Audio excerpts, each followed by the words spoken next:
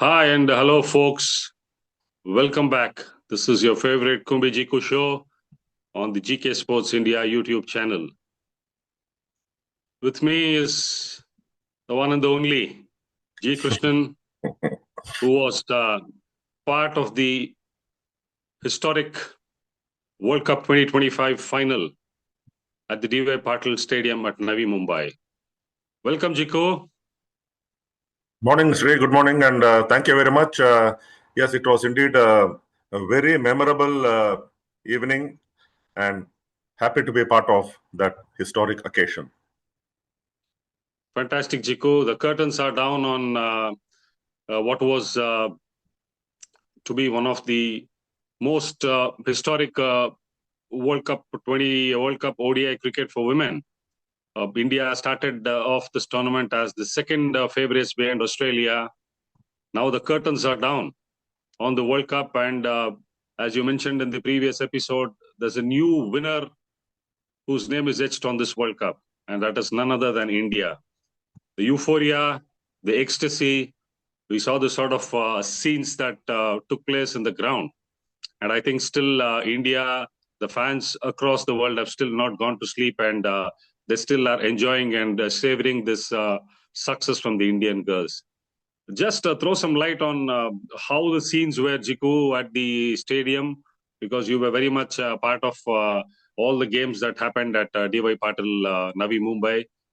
How were the scenes at the Navi Mumbai post-victory on that night in D.Y. Patil?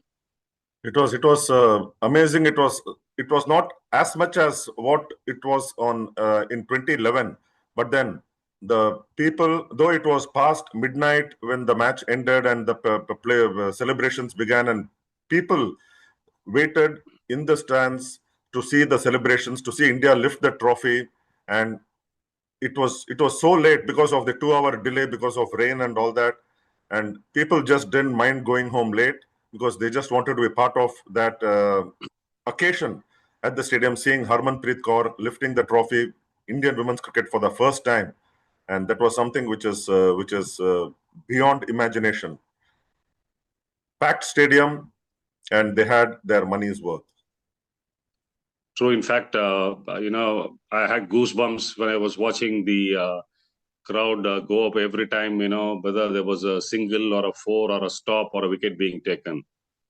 Well, were you surprised by South Africa's decision to field after winning the toss?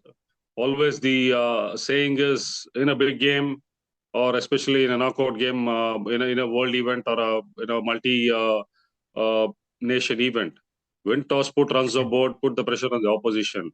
Were you surprised by the decision of South Africa to put India in after winning the toss?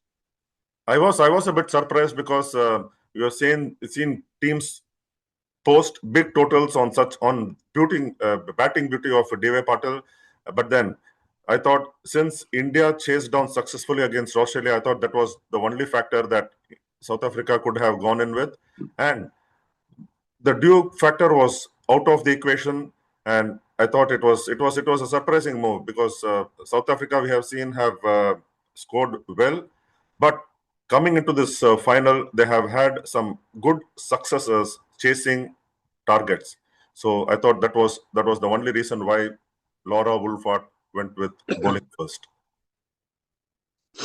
Well, no surprises for India per se in terms of the team selection, and they retained the same playing 11, which was a no-brainer.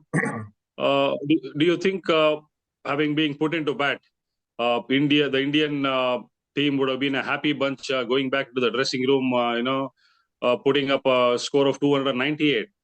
I thought, on that deck, it was maybe, a below par score, because previously India comfortably had put up scores of 330, 340, chased down 340, the world record ODI chase against Australia in all-important semi-final.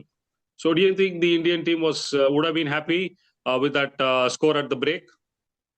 I thought it was a pitch where at least 340, 350 was again achievable, and the kind of start that India got and the way they went ahead, it was achievable. But then South Africa did really well to pull things back and restrict India to less than 300. Maybe they would have thought it was a final and the pressure was on South Africa to chase down. They may have had some inkling that it was enough when they went into the break, but then 298 was always achievable, considering the fact that South Africa and their batting lineup, which was strong and have chased targets well in this tournament itself.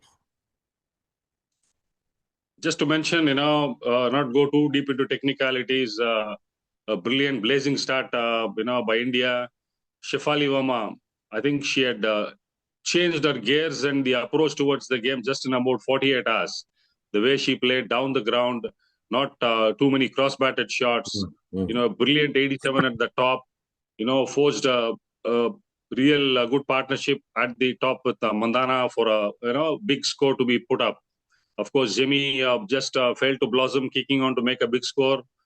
Again, Harmanpreet failed to live up to her expectation with the bat. Deepti Sharma, I think she's been the woman of crisis. Whenever India has been in trouble, she's the one who's bailed the team out either with the bat or ball.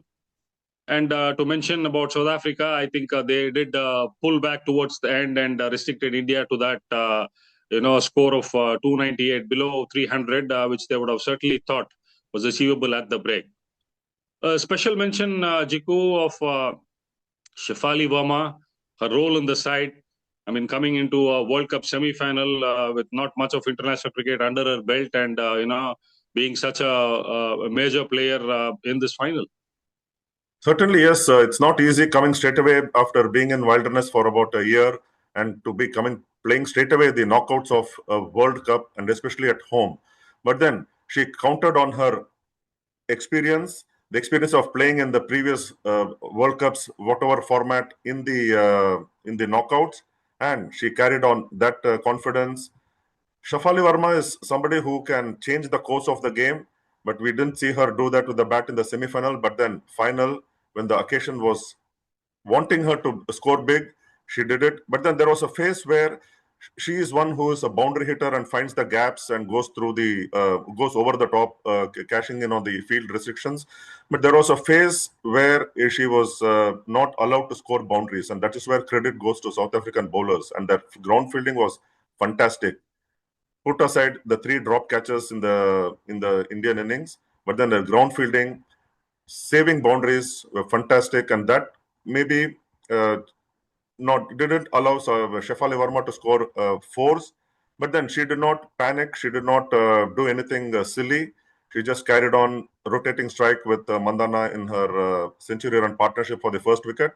But then Shafali Verma, you have to give it to her for the way she came with the confidence, and let us not forget the crucial wickets that she took in the South African innings. That was the turning point. Brilliant she was. Well, 299, and South Africa would have fancied themselves in the break, and with the sort of form the skipper Laura Wolvaardt was in. And unfortunately, we always say law of averages. but she proved it totally wrong. I think the first woman to get back-to-back hundreds in the semi-finals and finals of a women ODI World Cup. The worrisome factor was the form of Tasmin Brits, Sune Luz, who still had not come good. Of course, they had the experience of Marizanne Cap. Just a word or two on the quality of the knock of Laura Wolvaardt, though it went in vain, and South Africa had to be the runner-up in this World Cup. The captaincy, the sort of person she is, the confidence she brings to the team, the calmness she brings to the table, and the sort of knock she played under pressure in the finals. You were a witness to that in close quarters, Jiku. What did you make of it? It was just outstanding, and there was this thread that South Africa would pull it off until Laura Wolvaardt was in the middle. What a knock she played, carrying the team, the burden of the entire nation. South Africa in the 50 over World Cup final for the first ever time, be it men or women. The hope, the pressure in the final is immense. But then she kept her cool, played the merit of the ball, played a fantastic knock. It's not easy coming from a century in the semi-final and to again repeat the attack. Not many have done in these two important matches, semi-finals and finals of a World Cup. She just kept her calm. Even though wickets were falling at the other end, she had the hope of the entire South African nation. But then she is also a human being, and the pressure of chasing a target, even though it was less than 300, perhaps caught on to her. True, a magnificent cricketer and truly an ambassador for world cricket. The way she carries herself, I think it's something for a lot of youngsters to look upon to. Harmanpreet Kaur, her form with the bat throughout this World Cup, has been really poor, and barring the 2 half centuries and one, really telling a knock with that huge partnership that she forged with Jemmy in the semi-final, nothing much to rave about. Also, when India lost those 3 games back to back, even our captaincy was quite, really not inspiring. But they say, when pressure catches up on big occasions, the experienced people just put up their hand and pull off the rabbit from the hat. How big was that masterstroke of just throwing the ball to Shafali Verma? Did you expect, that she would be thrown the ball when Australia were going all guns blazing? And South Africa, sorry, with that partnership building between Sune Luz and the captain Laura Wolvaardt, threatening to just take the game away from India. How good was that move, and was it really the defining change for India to clinch this World Cup? It was indeed a master move from the captain to bring in Shafali Verma. Not many would have expected, and she's one who has not bowled that many overs, and we have not seen her bowl. And yes, it was a brilliant move.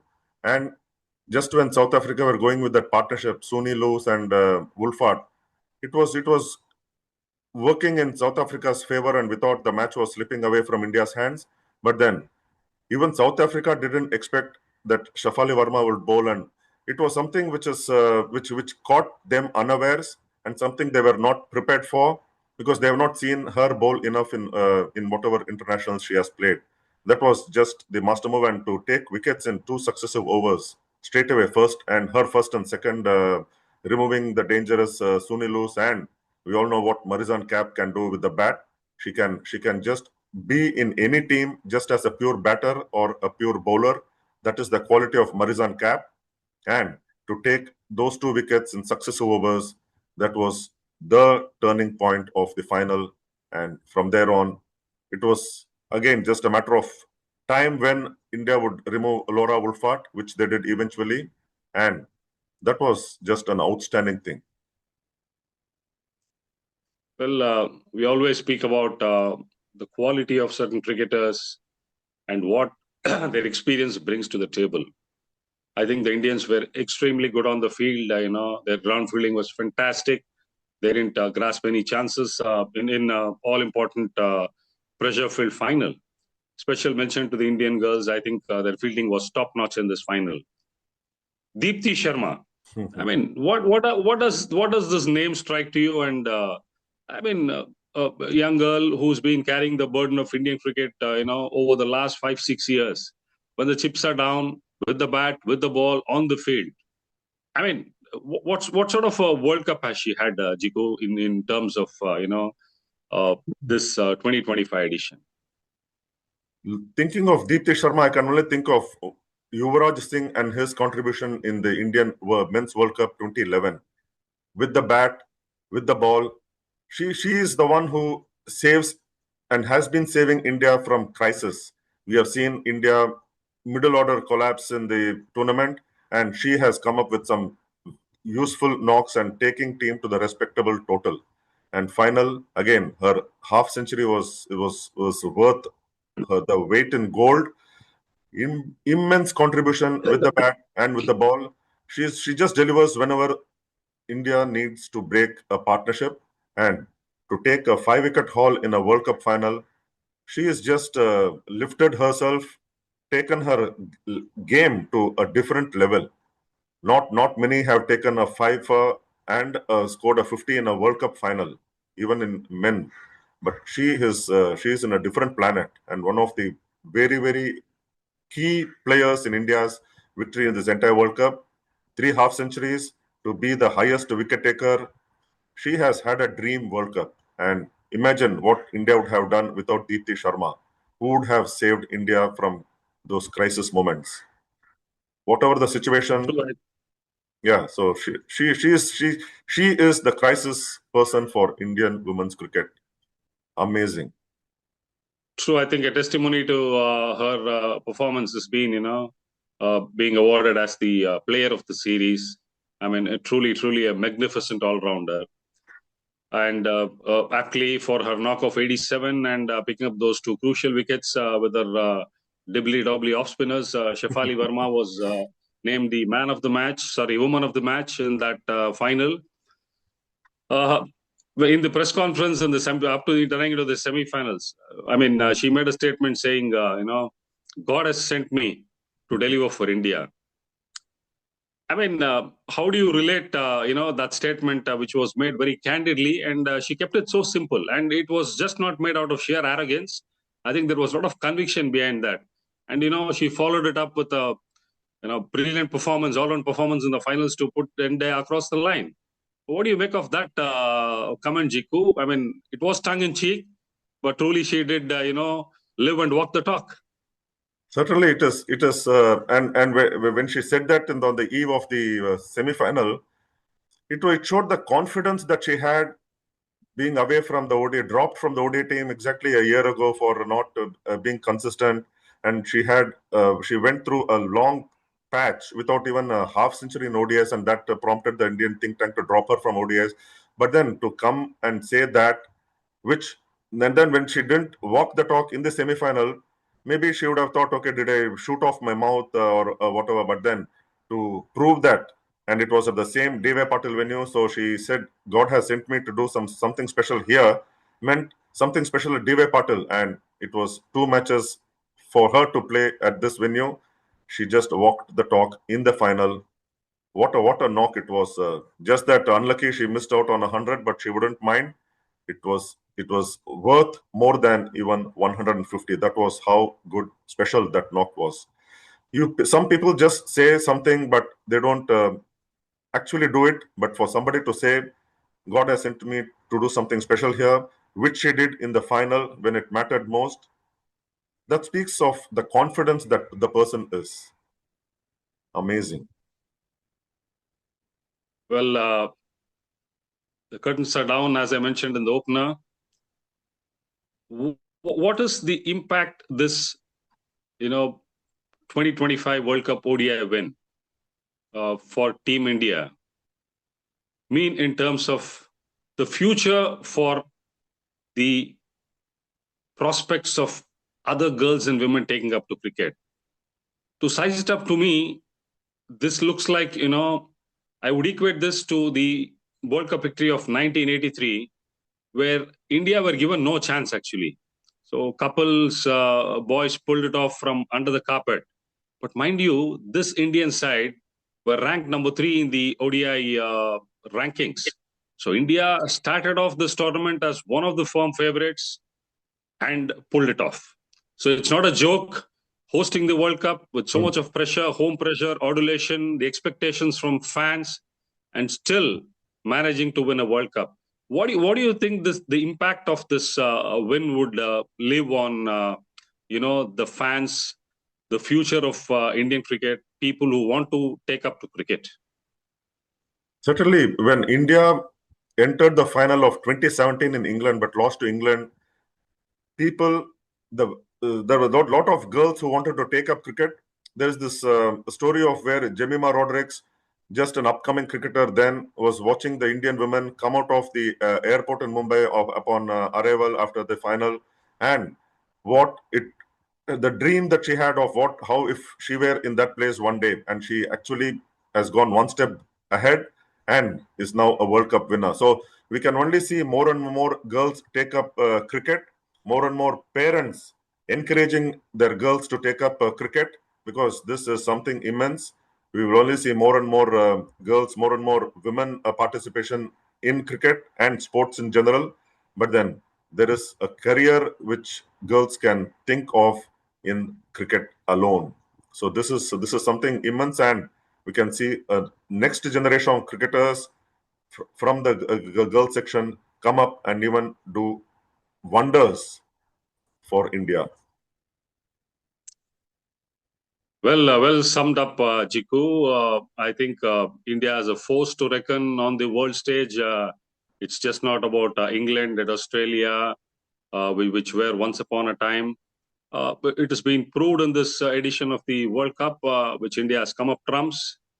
I think it's a moment to cherish and savor for all of us. The Indian girls have made not only the country but fans pan world proud.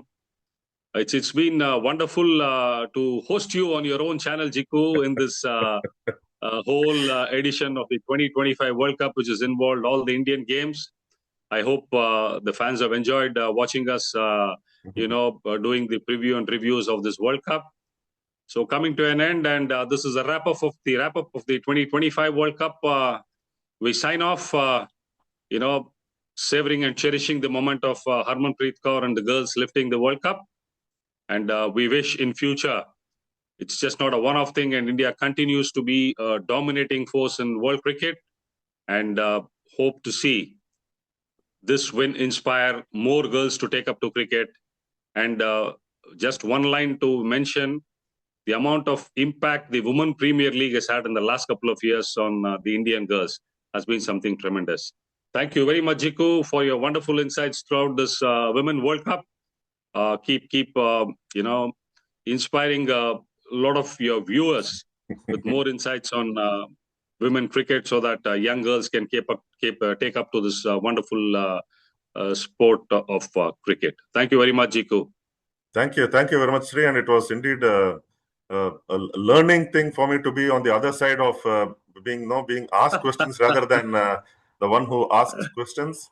Yeah, it was fantastic, and to be talking to you and gaining your cricketing knowledge and in general has been immense. Thank you very much, and I hope I did a decent job, and I hope the viewers who are seeing this or have been seeing this did not think that I made a fool of myself sitting in the other side of the chair. Thank you very much, Sri. Thank you. Thank you, Jiku. Bye-bye.